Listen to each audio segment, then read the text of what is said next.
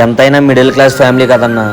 Salary వచ్చినాయి అని చెప్పేసి మనకు ఫోన్ చేస్తారు. వాళ్ళకి ఏం చెప్పాలో తెలియక, అమ్మా కొంచెం ఫస్ట్ మంత్ శాలరీ నాకు అవసరాలు ఉంటాయి అని చెప్పేసి అంటాం. వాళ్ళు ఏమనరా అన్న, కానీ సెకండ్ మంత్ నుంచి కష్టపడతాం అనేది నేర్చుకుంటాం. ఏం చేయాలో తెలియక, ఏ దారి దొరక్క, ఏ కోర్సు నేర్చుకోలేక, ఫ్రెండ్ది ఏదన్నా బండి అడిగి ఏ ర్యాపిడోనో జొమాటోనో స్విగ్గీ చేసుకుంటామన్నా.